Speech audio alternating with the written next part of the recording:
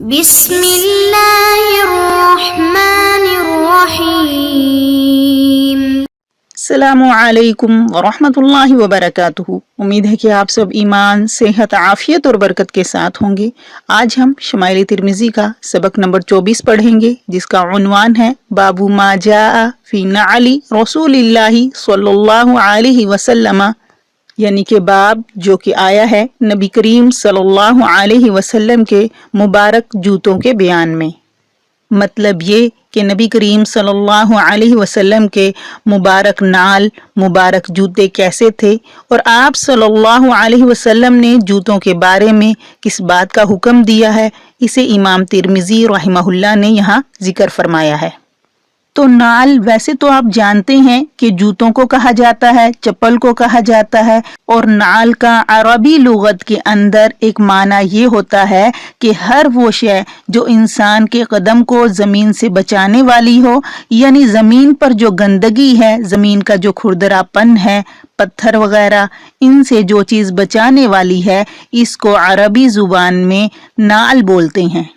تو چونکہ جوتا بھی ان سب چیزوں سے محفوظ رکھتا ہے، اس لیے جوتے کو عربی زبان میں نعل کہا جاتا ہے۔ اب پہلے حدیث کی عبارت دیکھیے۔ وبه قال حدثنا محمد بن بشار قال حدثنا ابو داود قال حدثنا حمام عن قتادة رضي الله تعالى عنه قلت لأنس بن مالك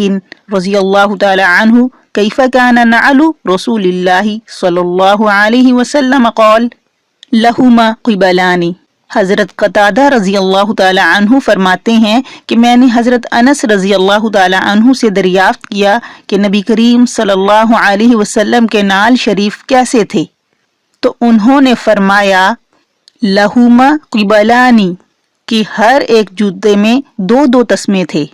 اب دیکھیے، نعل، نعال، انعل، جوتا، چپل، باب افتعال سے باب تفاعل، جوتا پہننا، قبلانی، قبال کا تثنیہ ہے، جوتے کا تسمہ، اور فیتا جس سے جوتا باندھا جاتا ہے۔ تو دیکھیے، پہلی حدیث حضرت انس بن مالک رضی اللہ تعالی عنہ کے حوالے سے ذکر کی گئی ہے کہ جب ان سے سوال کیا گیا کہ نبی کریم صلی اللہ علیہ وسلم کے مبارک جوتے یعنی کہ نعلین شریف کیسے تھے، تو آپ نے ان کا ایک وصف بیان کیا کہ نبی کریم صلی اللہ علیہ وسلم کے مبارک جوتوں میں دو تسمے ہوا کرتے تھے۔ اب یہ تسموں کی جو صورت ہے، جو کنڈیشن ہے، یہ الگ الگ بیان کی گئی ہے۔ ایک تو تسمے ہوتے ہیں جو جوتوں کے اندر ڈوری ڈالی جاتی ہے،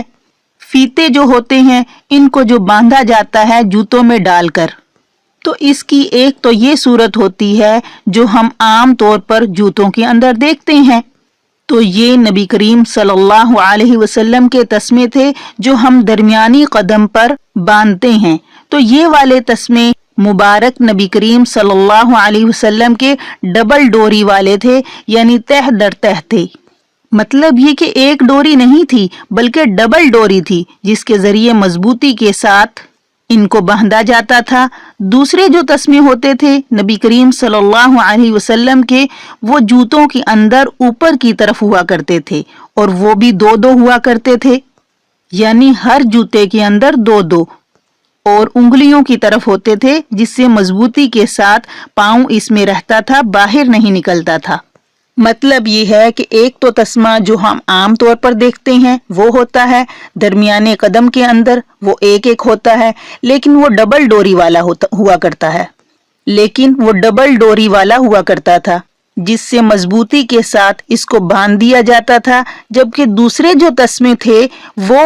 اوپر کی طرف انگلیوں کی طرف ہوا کرتے تھے۔ اس میں نبی کریم صلی اللہ علیہ وسلم دو دو رکھا کرتے تھے، ایک طرف اور دوسرا دوسری طرف، جس کی وجہ سے وہ جوتا مضبوطی سے پاؤں مبارک میں رہا کرتا تھا۔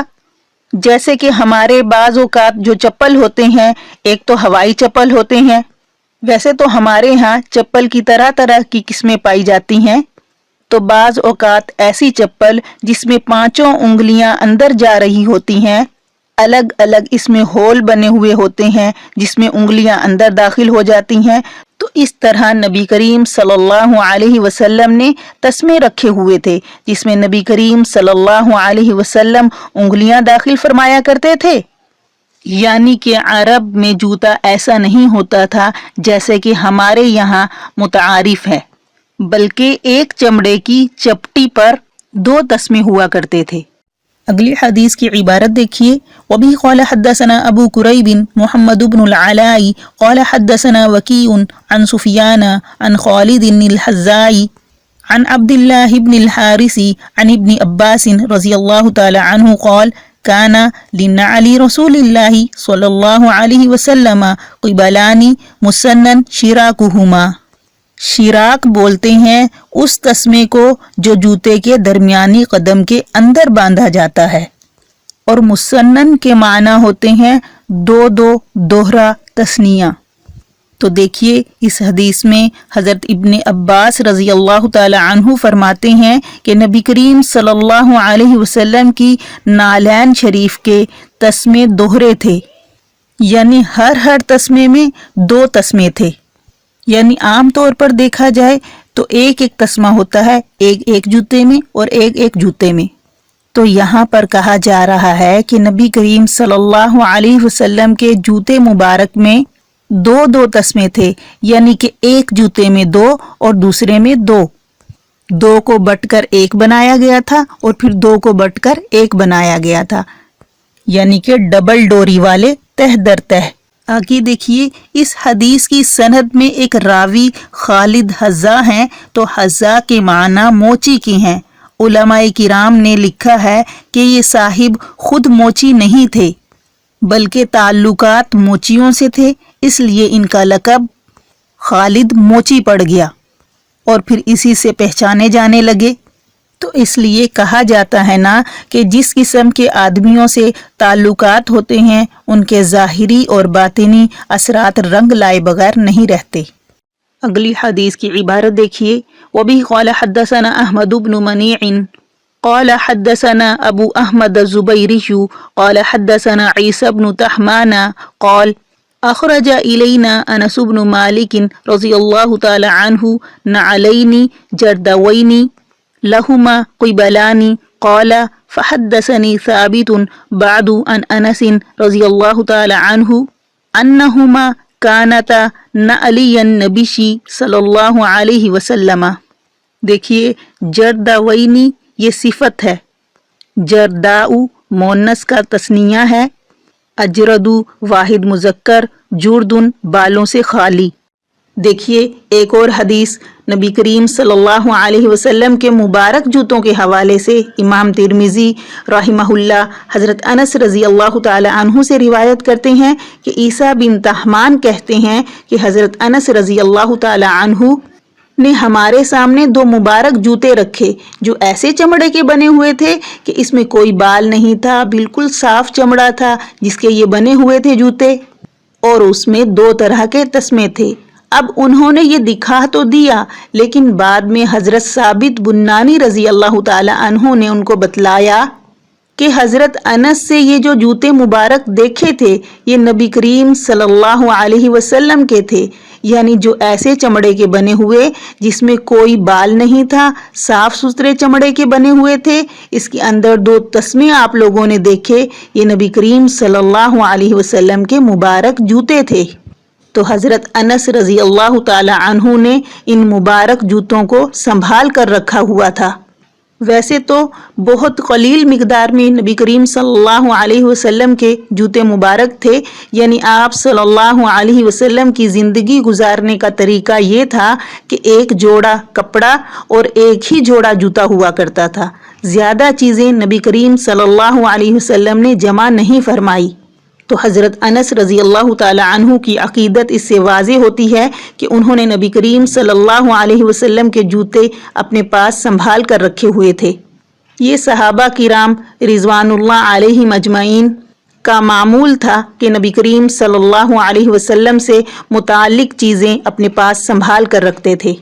اسی طرح حضرت سلمہ رضی اللہ تعالی عنہا نے نبی کریم صلی اللہ علیہ وسلم کے بال مبارک کو اپنے پاس سنبھال کر رکھا ہوا تھا. اور یہ چاندی کی نلی کے اندر سنبھال کر رکھا ہوا تھا. جب بھی کوئی مریض آتا یا کسی کو کوئی پریشانی ہوتی تو وہ آپ کے پاس آتا تو آپ یہ بال مبارک نکالتی اور پانی کے اندر ہلاتی اور وہ پانی مریض کو بھیج دیا جاتا تو اللہ اس کو شفا عطا فرماتا. یہ بخاری شریف کی روایت میں موجود ہے. مطلب اس بات کا یہ ہے کہ صحابہ کرام اور صحابیات سب کا یہ اعتقاد تھا کہ نبی کریم صلی اللہ علیہ وسلم کا بال مبارک بھی اگر کسی کو مس ہو جائے تو اللہ رب العزت اس کے اندر شفا پیدا فرما دیتے ہیں. شفا شریف کے اندر قاضی المالکی رحمہ اللہ یہ روایت نقل کرتے ہیں کہ نبی کریم صلی اللہ علیہ وسلم کی شفقت اور مہربانی یہ تھی کہ صبح صبح صحابہ کرام علیہم الرضوان کے گھروں سے مدینے میں چھوٹے بچے باندیاں کنیزیں نبی کریم صلی اللہ علیہ وسلم کی بارگاہ میں پانی کے برتن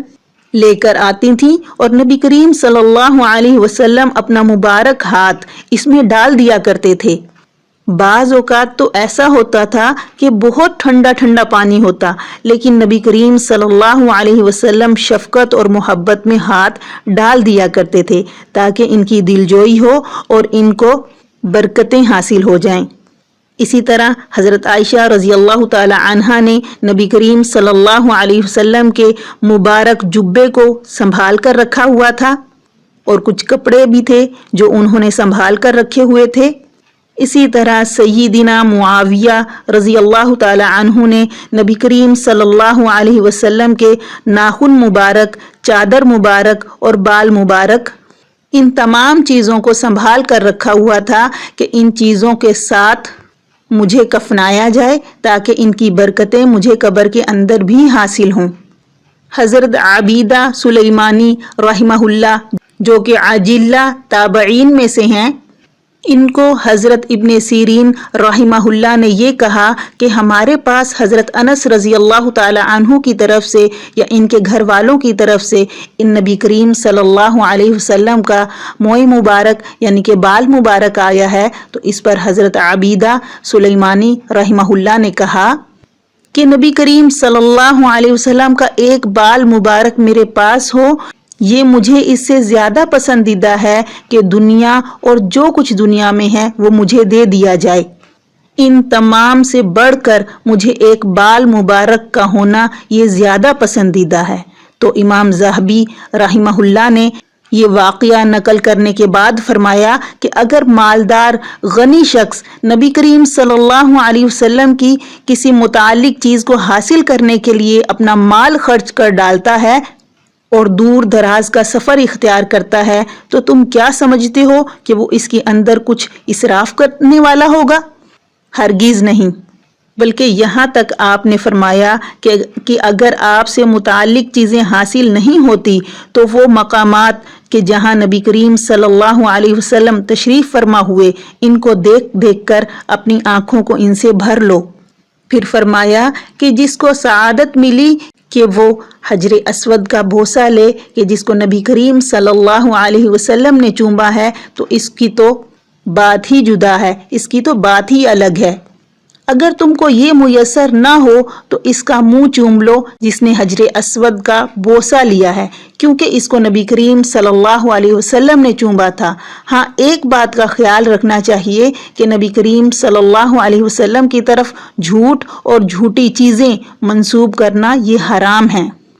اس سے بچنا ضروری ہے. جس طرح نبی کریم صلی اللہ علیہ وسلم کی طرف کسی جھوٹی بات کو منسوب نہیں کیا جا سکتا، ایسے ہی کسی چیز کو منسوب نہیں کیا جا سکتا جس کا تعلق نبی کریم صلی اللہ علیہ وسلم سے نہ ہو. تو دیکھیے اس حدیث میں راوی نے جو بالوں کا ذکر فرمایا ہے تو وہ اس لیے ذکر فرمایا ہے کہ اکثر چمڑے کو بغیر بال اتارے بھی عرب میں جوتا بنا لیا جاتا تھا. مطلب یہ کہ اس حدیث میں کہا جا رہا ہے کہ عیسیٰ بن طہمان فرماتے ہیں